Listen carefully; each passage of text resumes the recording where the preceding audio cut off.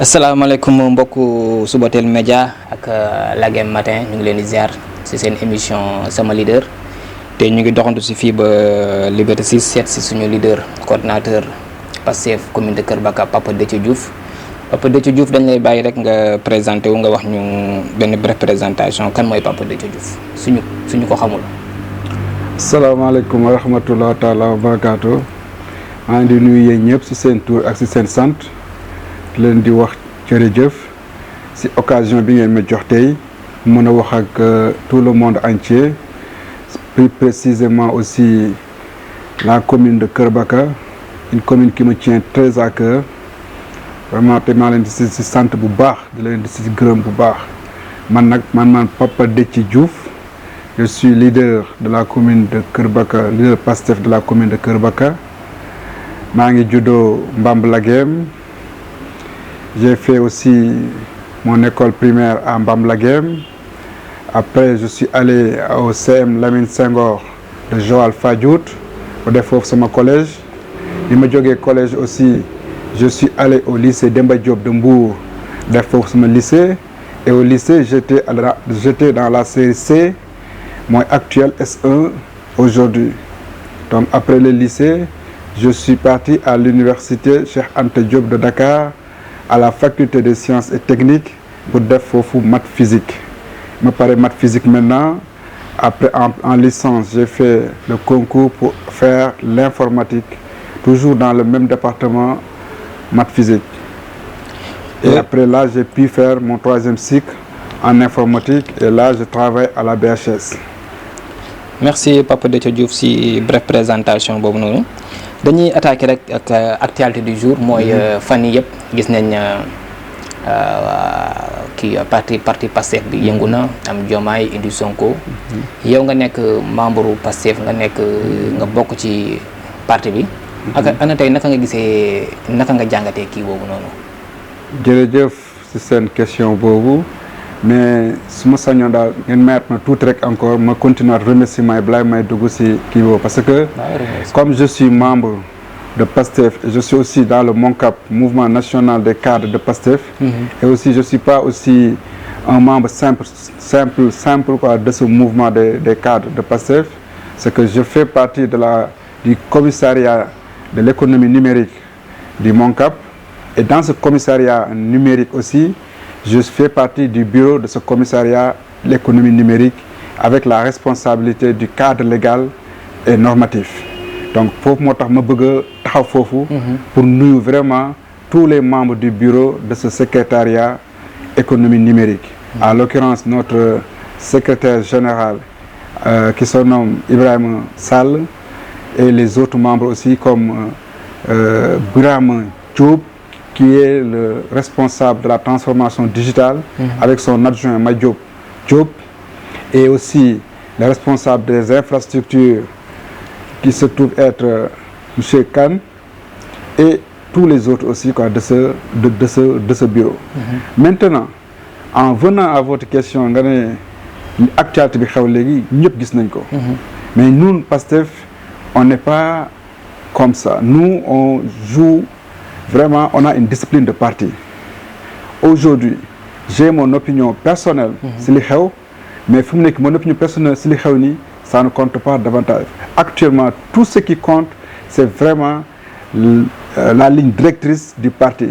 Et pour pouvoir cette ligne directrice du parti, fu mu nekk nii parti benn yoon kese la fa communication mooy monsieur le secrétaire général bi mu génne communication comme quoi que ils ont fait une note de communication pour wane ne ñoom seen position ak ñoom liñ ci xalaat pour le moment ñun ci loolu la ñu mën a yemagum en attendant vraiment ñu gis de meilleurs auspices et foofu tamit naa wax ne personnellement je vais évoquer la phrase de Gandhi qui disait que c'est dans la paix est le seul champ de bataille où tout le monde peut gagner. Je pense que suñu xamee loolu rek dañu xam ne donc paix luñ ko jëndee jar na ko. Donc vraiment maa ngi ñaan Sénégal cette paix là revienne au Sénégal parce que foog naa ne loolu moo jig ñëpp man vraiment loolu lay ñaan le Sénégal en ce moment. mais mais gis nañ ne ci kii bi ci tandem bi comme ni ko gars yi di waxee. dañ see gis yu bëri yu si juddu. dañ see gis des pro Diomaye et des pro Sonko. te ñoom ñëpp dañ doon woote. pro Pastef. ñu dem ba si ba problème bi amee ñu gis si am ñu féetee fii. am ñu féetee fii. te est-ce que loolu tey du indi benn malentendu si parti bi. bon je ne pense pas que mu mën a indi malentendu si parti bi parce que ku xam parti Pastef nu muy demee. déjà le nom Pastef rek li mu signifié rek war na la won ne loolu mun fa am su fa amee rek xam ne nit ñoo xam ne dañoo waliyaan si ñoom ñoo ko nar a def ñoo xam ne bokkuñu Pastef. mais le vrai patriote loolu du ko jaaxal te loolu du am ay pro Diomaye du am ay pro Sonko. on aura pro Sénégal. loolu Pastef moom lay doxee. parce que soo xoolee le P rek de Pastef rek. lan la signifier. c'est le patriotisme. qu'est-ce que c'est que le patriotisme en ce moment foofu noonu Pastef. pour Pastef patriotisme mooy lan mooy l'intérêt du Sénégal au-dessus de tout. quand on dit maintenant l'intérêt du Sénégal au-dessus de tout. loolu moom jeexal na wax. donc l'intérêt du Sénégal au-dessus de tout ça veut dire quoi ça veut dire que. fu mu nekk nii ñun ñëpp kenn waratul am sa intérêt individuel ou bien sa intérêt partisan. Tout le monde doit lutter, doit vraiment construire pour que l'intérêt supérieur boobu noonu toujours soit de mise. Et pour avoir un Sénégal vraiment fier, souverain et ak économie bu bien vraiment loolu c'est ça le P du patriote du Pastef. donc soo xamee P boobu rek loolu kese doy na pour vraiment nga xam ne histoire bi ngay tiit ni mënul am su amee rek ñoo xam ne dañoo waliyaan si ñoom ñooy nar am comportement boobu noonu. effectivement si ñooñu nga xam ne dañoo waliyaan si tey gis nañ si ñaar ñi nga xamante ne tey ñoo waral coow li. ñaar ñi nga xam ñoo ko waral. te tey Pastef ñun dañoo gëmloo woon ne tey rupture. te tey gis nañ ne à chaque fois coow Pastef rupture boobu ñuy woote dafa mel dafa des. ndax tey ñaar ñu nga xamante ne ñoo waral coow li. ku si nekk tey am nga si système bi nga bokkoon comme ni ñu koy waxee. te pourtant Pastef man dama jàpp ne am na ay jeunes yoo xamante ne ils sont capables pour exercer les mêmes fonctions que ñooñu ces dames-là di exercer. toujours yow nga nekk membre Pastef nga bokk ci parti Pastef ana tey sa jàngat ci kii boobu. toujours loolu laal boo expliquer foofu noonu pour ñun bëgguñu xuus si débat boobu. pour le moment parce que ñun on a ce qu'on appelle le Pastef la loyauté. On a la constance. On a l'éthique, on a le travail. Toutes ces valeurs-là sont dans un membre de Pastef. Képp ku nekk membre de Pastef loolu da nga koy am. donc cela veut dire quoi? Cela veut dire qu'aujourd'hui nous on se fie maintenant à la ligne directrice du parti et à la ligne directrice des dirigeants de notre parti. dans ce cas de figure sax même may ma tey foofu tamit ma remercier vraiment notre leader charismatique président Ousmane Sonko. et kooku soo ko wóoloo rek c'est sûr et certain dans un proche avenir il va nous faire sortir de cette situation et ñëpp dinañ gis ne Sénégal dina delluwaat ci kanam jëmaat ci kanam donc vraiment ça sera une histoire ancienne bu subaa dañ ko commencé di koy nettaliwaat et le Sénégal sera grandi dans cette histoire. ñu ngi leen di rappeler ba tey ñu ngi ak Papa Déthié Diouf coordonnateur Pastef commune de Kër Baka yéen ñi nga xamante ne tamit yéen a ñuy suivre ci plateforme bi di Subatel Média ak Lagem Matin ci Facebook bi ñu ngi leen di nuyu bu baax ñu ngi gis seen i contribution Fatou Coly Ndour ñu ngi koy nuyu bu baax ak ñeneen ak Ami Ndiaye Mami Ndiaye Ablaye Watara ñu ngi leen di nuyu bu baax a baax ku ci am sa question aussi dañ leen di may profito poser ko tey seen leader. ñu continuer suñu waxtaan bi ba léegi tey dañuy dem tey ñu ngi dem 2027 ku wax 2027 des élections municipales yi di ñëw yii passé ñëwoon nga à la commune de Kër Baka jamono jooju Pastef kenn ñu ma ko tudd parce que kenn ñu ko fa xamoon bëriwul mais vous avez le courage nga ñëw représenter Pastef 2027 ana fan lañ lay xaar. merci beaucoup ça c'est une question très importante question boo xam tamit commune de Kër Baka ñoom ñëpp ñuy xaar tamit la question là tout le monde ñu ngi toog di xaar 2027 mais pour man 2027 ne doit pas être une fixation individuelle aujourd'hui man nekk candidat Pastef en 2027 au niveau de la commune de Keur Bakar, ce n'est pas une fin à soi chez moi. Mais je sais que tous les militants, ñoom ñëpp ñu ngi ma si woo parce que naturellement yaa ko wax léegi 2022. lu muy méttee kan lañ gisoon Pape Déthié Diouf. J'étais sur le terrain, j'ai pu sillonner tous les 60 villages et les 2 hameaux de la commune de Keur Bakar. Avec quoi? Avec mes propres moyens. Que ça soit maigre ou pas, mais c'était mes propres moyens. Donc ku def loolu noonu bi muy métti. Donc c'est bien naturel qu'aujourd'hui toute la population de la commune de Keur Bakar di may xaar aussi comme candidat en 2027 pour le PASTEF.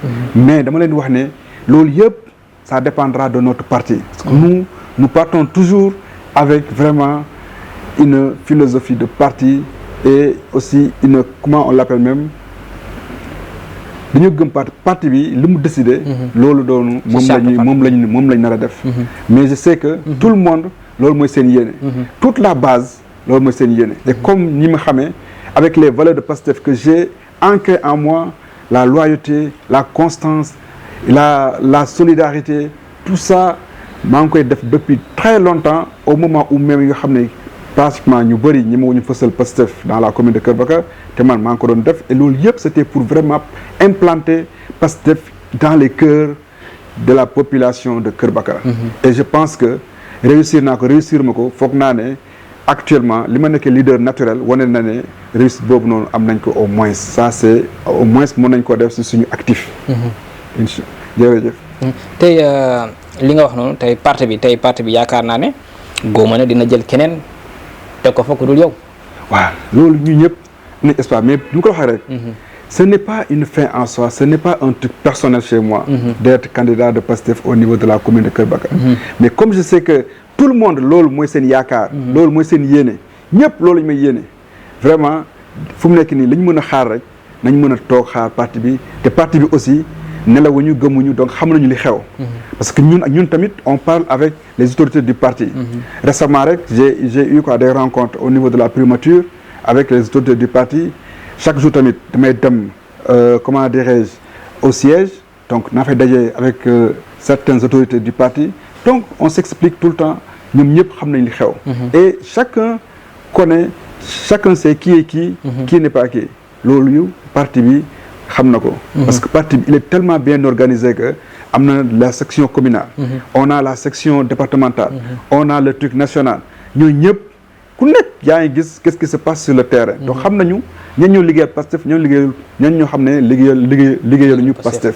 Donc ñoom xam nañ ko.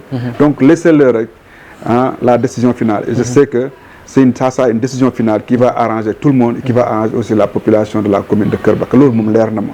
Parce que PASTEF doxewu si ay communes doxewu si ay comment dirais-je nu ñu koy waxee comme ay corruption wala ay dox si ay communes bëri ba yoo xam ne yooyu noonu amul quoi PASTEF. Parce que PASTEF moom c'est vraiment un parti droit yi nga xamante ne li nga yellool da nga ko am incha allah rabi donc les gars je vous fais coucou yéen ñëpp maa ngi wax ne dañu xaar 2027. incha allah rabi dañ am candidat bi nga xamante ne mooy gën si commune de Keur Bakar. yàlla xam na ko. parti bi dina ko def. incha allah rabi jërëjëf. tey Papa Déthié Diouf comme ni nga ko waxee noonu tey commune de Keur Bakar ñëpp gis nañ manquement yi fa am. commune de Keur Bakar ëllëg ku koy jëli am na liggéey bu mag boo xamante ne tey mu ngi koy xaar. tey am na ban projet tey moom ngay tegal la population de Keur Bakar boo xamante ne tey lii na leen mën a convaincre. ba ñu mën a adhérer tey si sa. Aujourd'hui projet fu mu nekk nii soxlawul wax projet à long terme projet à court terme projet. Le projet qu'on a actuellement c'est le projet l'agenda 2050 proposé par PASTEF. Ce projet-là PASTEF l'a fait pour tout le Sénégal. Ñun nag les leaders locaux qu'est-ce qu'on a comme rôle? C'est d'implanter ce projet au niveau local, au niveau communal. Et ce projet-là suñu ko implanté au niveau local rek gisuma loo mënta def ba notre commune ne sera pas une commune exemplaire pour le projet PASTEF. Parce que soo xoolee ñun agenda 2050 qu'est-ce qu'on dit? On a dit axe gouvernance, une très bonne gouvernance. So il y a une très bonne gouvernance au niveau de la localité de la commune de Keur Bakar. Deuxième axe nga ne leen je vais amener encore un aménagement du territoire. bu nga xamante ne ça sera équitable juste ba nga xamante ne même nos ressources naturelles là seront préservées pour les générations futures.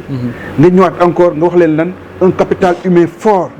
donc ça veut dire ku ne capital humain fort donc tu vas parler d'éducation, tu vas parler de santé loolu yëpp soo ko defee dans la commune de Kër Baka foog naa commune de Kër Baka dana développé wu.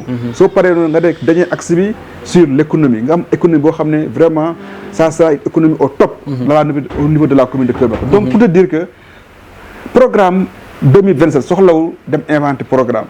il suffit uniquement de transposer l'agenda 2050 proposé par le PASTEF pour indi ko à la commune de Kër Baka. te foofu tamit naa la wax benn affaire. on a la chance au niveau de la commune de Kër Baka d'avoir un fils qui a participé activement à la rédaction de ce programme. Et ça aussi ça me permet de glisser un peu sur mon parcours à PASTEF. parce que tey su ma nee son parcours à PASTEF day commencer par lan parce que man balaa ma doon ñëw à la commune de Kër Baka maa ngi fa ñëw presque 2020 2021 mais auparavant j'étais au niveau du MONCAP à Dakar donc je militais activement dans le MONCAP foofu noonu maa ngi dans le commissariat économie numérique. Dans le commissariat économie numérique je suis aussi le responsable du cadre légal et normatif. Donc tout ce qui est numérique au Sénégal su ngeen xoolee léegi même les lois là qui sont en train d'être votées en ce moment-là ce sont quoi des lois qui ont été créées dans le programme de PASTEF numérique. donc foofu su ma jógee foofu noonu aussi lan laa nekkaat encore foofu au niveau de PASTEF je fais partie aussi des 10 experts 5 experts là au Sénégal et 5 experts dans la diaspora qui ont participé activement sur la rédaction du programme numérique de PASTEF. Et parmi ces 5 experts au Sénégal man ci laa bokkoon. donc vraiment la commune de Kër Baka loolu au moins war nañ see xam ne ñoom am nañu au moins un fils boo xam ne il a participé activement à la rédaction de ce programme de PASTEF. loolu rek c'est un pas de plus loolu war na leen rendre fier. Autre chose aussi je fais partie aussi du CENOP. Je ne sais pas si vous connaissez le CENOP ou pas. Le CENOP mooy secrétariat national chargé de l'organisation des élections du PASTEF. Et c'est un secrétariat hyper actif. Pourquoi actif? Parce que su ngeen xoolee suñu defee élection même pas 21 heures PASTEF xam ne résultats yi am yëpp au Sénégal. Pourquoi? Parce que nous on a su créer des outils yoo xam ne man su ma nekkee Kër Baka may saisir résultat de Kër Baka ki nekk Matam su saisir résultat Matam il voit en même temps mes résultats yi may saisir Kër Baka man tamit maa ngi tamit moom li mu saisir ko à Matam. donc c'est un fichier qui englobe tous les résultats de PASTEF. loolu moo tax PASTEF avant 21 heures PASTEF day xam lépp li nga xam ne am na ko si kii à élection yooyu noonu. donc ce sont des outils très performants et même que nous sommes aussi en train de les rendre encore beaucoup plus performants. donc man tamit maa ngi bokk ci secrétariat boobu et ça me permet aussi de saluer son secrétaire général muy Babacar Faye. il est actuellement nommé directeur de la CIRN. saluer aussi un autre aussi qui en fait partie qui s'est chargé des données qui est aussi Lamine Sané. lui aussi il a été nommé directeur général chargé de l'innovation et de la recherche scientifique. Vous voyez, donc c'est vraiment des secrétariats très actifs au niveau de PASTEF. Loolu aussi am naa chance aussi bokk dans ces secrétariats et donc de pouvoir travailler pour le parti. Et ça c'est ça qu'on demande, cette constance, cette loyauté, cette persévérance nga xam ne tout le temps on est en train de faire des travaux pour vraiment jëmal mbir mi ci kanam. Loolu vraiment moom lay ñaan te xam naa ne képp koo xam ne yaa ngi woote PASTEF tu dois avoir ces valeurs et essayer de faire de sorte que le Sénégal aille en avant. ci kii boobu ci point boobu noonu damay rebondir ci benn question boo xamante ne population Kër Baka soxla nañ ko dañoo gis ne ñu ne Papa Déthié Diouf moom du wax ci affaire gestion communale bi. te ñëpp xam nañ ne tey commune de Kër Baka nu ñu ko gérer. maara day taali mais duñ mus ñoo gis Papa Déthié Diouf def benn post Facebook tweet pour dénoncer kii boobu noonu lan moo waral kii boobu tekkaaral boobu noonu. ñun toujours li ma la wax rek nous sommes toujours dans la discipline de parti am na yu bëri yoo xam ne ñun bu see dugg. parce que lu baax nit ñi xam nañ ko. lu baaxoo tamit nit ñi xam nañ ko. des fois y a des gens yoo xam ne ils font du bruit pour la visibilité. alors que ñun on n'a pas besoin de bruit pour la visibilité.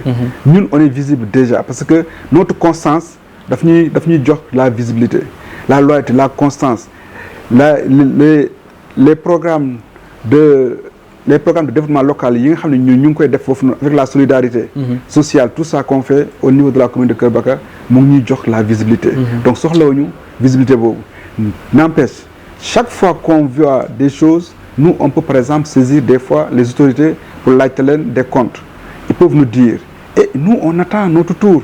Fekkente ne tey suba Pastef war na yore la commune de Kër Baka. Kasmina va amener son vrai programme de développement et loolu tamit maa ngi si ñaan ñëpp ñu mën a ñëw ànd autour de Pastef pour ñu def la commune de Kër Baka une commune exemplaire, commune boo xam ne vraiment le développement sera de mise. Lépp lu ñu am dans l'agenda 2050 soit concret dans la commune de Kër Baka. loolu vraiment maa ngi koy ñaan ñëpp. mais man à chaque fois dama gis leaderu Pastef yëpp ñoom dañoo jël lépp daal bàyyi ko ci loxoy Ousmane Sonko. tey man je me dis que au niveau communal. tey yéen liggéey boobu noonu tey yéen a war a wàcc def ko. tey imaginer que tey bu Ousmane Sonko waxee ne tey libéré na ñëpp. na koo gis dem liggéey ci base am.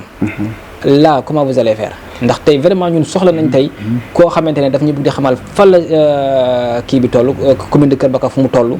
fan la ko maire bi fa nekk li mu fa def li mu fa réaliser mais amuñu tey ñun kenn koo xamante ne tey dina fournir population bi kii boobu noonu. xam nga pour le moment commune de Kër Baka. mais à chaque fois li nga ñuy wax mooy. suñ parti dafa am nu muy doxee suñ parti dafa am nu muy doxee alors que ñun tamit duñ mës a xam il faut que yéen ñi nga xam ne tamit yéen lañ jiital. yéen ngeen ñi mën a xamal comme ni ko seen leader di defee Ousmane Sonko. parce que suñu commune de Kër Baka pour man fekkee da nga war a dem di xool lan ak lan moo fa doxul. ça va même te bloquer yow si sa action yi nga war a def sur la population yoo xam ne ça impacte réellement la population. parce que ñun commune de Kër Baka. yow est-ce que sentir nga foofu des projets ou bien un développement dans la commune de Kër Baka. xam nga sentiroo ko. population sentiruñu ko kenn sentiru ko donc fu mu nekk nii pour man nañu muñ ba Pastef jël pouvoir te je pense que en 2027 incha allah rabi Pastef moo war a nekk au pouvoir dans la commune de Kër Baka. N'empêche aussi il y a des structures yoo xam ne de communication yooyu mën nañ def loolu noonu. Parce que même nous, quand tu regardes au niveau de Pastef, qu'est-ce qu'on faisait? On a fait beaucoup d'universités du Moncap. Dans ces universités du Moncap, la majeure partie de l'Indon Def, moi, l'administration territoriale, les finances publiques, tout ce qui est budget et comment réaliser les budgets au niveau des communes. Les acteurs, intervenir, tout le monde, nous savons tout. Vous comprenez? Donc nous, t'as pas besoin de bondir pour wax ñi nga xam ne njëlee ñu ngi koy def parce que xam nañ ne li ñuy def moom lu bëri li gën a terre à terre sax foofu ce n'est pas au point mooy à état civil bi. donc loolu yëpp su fekkee chaque jour da nga war a di wax si état civil wax si li nga xam ne baaxul wax si nga xam ne baaxul ñun on préfère faire des choses qui impactent directement la population. comme quoi que par exemple le social. ñun instant bi soo demee foofu noonu. Naturellement le social pratiquement n'importe quel village boo jëlee foofu noonu minimum def nañ foofu noonu un peu de social on les a aidés solidairement pour que ñoom ñu mën a dem de kanam te loolu ce sont des choses qui impactent. ñun c'est cet impact que nous cherchons actuellement au niveau de la commune de Kër Baka parce que nous on veut faire un développement par l'exemple parce que tant que defoon développement par l'exemple wala di wax nii rek après. lan lay jëriñ population bi. c'est ça le problème. donc ñun les choses qui impactent franchement ñun ñu ngi ci rôle boobu noonu en ce moment au niveau de la commune de Kër Baka. soo xoolee au départ qu'est-ce qu'on disait. leader on le connaît pas dans la commune de Kër Baka. on le connaît pas maintenant est-ce que dëggate nga leader on le connaît pas. pourquoi parce que on est dans cet impact au niveau de la base de la commune de Kër Baka. loolu moo tax léegi fu mu nekk nii. le leader naturel bi ñu am ñu mën ko am au niveau de la commune de Kër Baka. mais mënoon nañ toog tamit Dakar tamit def comme ñëpp jël ay suñu poste bind waaw le maire n'a pas fait ceci n'a pas fait cela n'a pas fait cela mais après à quelle fin après ñëpp a koy xam mais est-ce que ñun instant bi dañ ko mën a régler mais su ko neexee mën na ko rectifier mën na ko rek su ko neexee tamit même bàyyi na rectifier après qu'est-ce qu'on pourra faire dénoncer rek. léegi ñun fu mu nekk nii aidons notre population pour le moment à ce que ñoom ñu émerger ndànk-ndànk même si on n'est pas au devant de la scène mais nañ ko def ak suñu mbokk yi. ñun si loolu lañ nekk. mais est-ce que tey commune de Kër Baka est-ce que tey sillonné ngeen tey tous les villages pour ngeen mën a xam tey village bu nekk tey une fois au pouvoir. tey village bi lan la manqué surtout au niveau ñu si bëri lu ñuy jooy mooy écoles yi. écoles yi clôturé wuñ ko. am na suñoo xam ne ba léegi ñu ngi si ay abris provisoires. am na ñoo xamante ne dañuy jooy pour li ñuy fay pour ay blouse. pour ko jëndal seen i doom ndax imaginer ki dëkk Mbam. war a jàng si Sika CM Sika. nga yor si ñaari gos plus. nga bëgg leen fayal blouse di leen jox lu ñuy ndekkee est-ce que tey loolu yëpp tey am ngeen benn programme boo xamante ne su ngeen ñëwee da ngeen apaiser kii social boobu noonu. gis nga programme boobu on faisait le tour de tous les villages chaque village dañuy taxaw ak ñoom waxtaan ak ñoom ñu wax ñu lan mooy seen jafe-jafe lan lañ bëgg lan lañ bëggul chaque jour ñu bind def suñu document le document là ba léegi ñun yore nañ ko non seulement nonobstant ce document aussi. Qu'est-ce qu'on a fait aussi? On a fait aussi des émissions par samedi. Émissions yi on l'appelait émission zonale dañuy jël tey zone dañuy ñëw tey zone par exemple Kër Baka Mbamb ainsi de suite moom la ñuy jël. waa Kër Baka waa Mbamb dañuy dugg ci émission bi ils nous disent tous leurs problèmes loolu aussi on rassemble dans un document beneen jour ñu ne zone à Sambandé et consorts. comprendre ñooñu tamit ñu wax dans toute l'émission zone boobu kese moom la ñu kii zone yi wax tamit tout le problème ak li ñu bëgg ñoom seen zone après ñu pare foofu ñu ne après zone bi nekk après Ndofane Medina Ndawen et consort ainsi de suite tu vois donc loolu yëpp def ko ñu tënk ko léegi c'est un document loolu kese doy na projet te sans loolu aussi en 2022 aussi notre projet l'éducation avait une place primordial dans notre projet loolu tout ce que tu es en train de dire là mooy ay comment dire nu mu tuddati clôturer les écoles loolu ça figurait dans notre programme de 2022 toutes les écoles dañ ñëw ne dootu amati école boo xam ne du am clôture ça c'était ça waaw ça c'était une chose deuxièmement aussi on disait même que on doit même implémenter les cantines scolaires au niveau de ces villages parce que quoi qu'on dise foofu noonu on a l'agriculture donc soxlaw ñuy def ay aliments yoo xam ne comme en ville la am nañ suñu aliments propres yoo xam ne ñu ngi quoi dans la commune aliments yooyu soo ko jëlee mën nga koy yóbbu ci cantine scolaire yi loolu bokkoon na suñu programme nga xam ne dootu xamante doomu baa dool ak koo xam ne ndekki na koo xam ne ndekkiwul dootoo ko xamee ñëpp suñu ñëwee ku nekk mën na ndekki ci xam nga aujourd'hui quoi su ñëwee quoi dans la cantine scolaire nit ñëppay ndekki donc doo xamati kii ñëw na jàng ci ndekkiwul ñëw na jàng ci ndekki na ñëppay yem soo defee et donc loolu yëpp bokkoon na suñu programme en 2022 autre chose aussi de développement boo xam ne amoon nañ ko en 2022 te ba léegi nii mu ngi dans notre programme su ma sañee wax loolu boobu kese laa gis ne le régime passé defoon na ko programme boo xam ne man apprécié woon naa ko mooy le programme en Prodac bi boobu laa gis boo xam ne Macky Sall defoon na ko man ma apprécié woon naa programme boobu pourquoi te man sax defoon naa ko dans mon programme bi ma nekkee en 2022 parce que su ma xoolee les DAC là si par exemple Macky Sall defoon na ko ni mu ko waroon defee heure bi Sénégal tollatul fii quoi heure bi Sénégal naaw na bu yàgg parce que imaginez aujourd'hui dans la commune de Kër Baka ma am ne serait-ce un seul DAC wala si su ma may sax 1 wala 2 mais toute la population jeunesse boo xam ne yëpp ku bëgg fekkente ne yow da nga bëgg a travailler sur la terre mais ñoom ñëpp mën nañ faa liggéey gagner seen vie dignement moo tax man les DAC là je sais pas pourquoi jusqu'à présent le Sénégal mënuñu jëmbal loolu quoi ci kanam te loolu foo ko naa suñ ko defee dans les communes la commune toute commune bu ñu def loolu la commune va se développer très rapidement.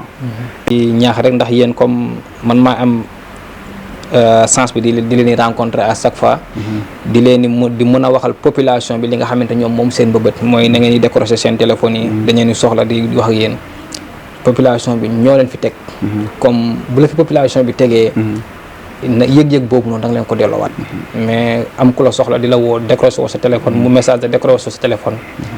te ba nga ko soxlaa da ngay wàcc muy guddi muy bëccëg boo ko soxlaa moom day bàyyi activité am ñëw topp la kon yaakaar naa ne kooku c'est le minimum tey nga heure bu demee ba soxla la tamit di la woo décrocher leen seen téléphone mooy que ce soit vous yéen ñëpp leaders yi nga xam ne yéen a nekk ci Sénégal yi nekk ci commune de Kër Bakas surtout la région de Kaolack parce que à chaque fois dañ may joytu loolu dañ leen di woo mais du ñeen jot dañ leen di envoyer message mais du ñeen jot yaakaar naa ne loolu war ngeen ci mën a bàyyi xel bu baax a baax ndax yaakaar naa ñoom ñoo tax ngeen nekk fii inchallah voilà dañ leen di remercier bu baax a baax di remercier samay technicien Elimane Dandio di remercier Mamadou Ndir moom xam nga ko bu baax waaw vraiment kontaan nañ trop nga dalal ñu fii sa kër fii ci Liberté 6 di la wax ne à la prochaine fois incha allahu rabi nañ ci at à la commune merci beaucoup.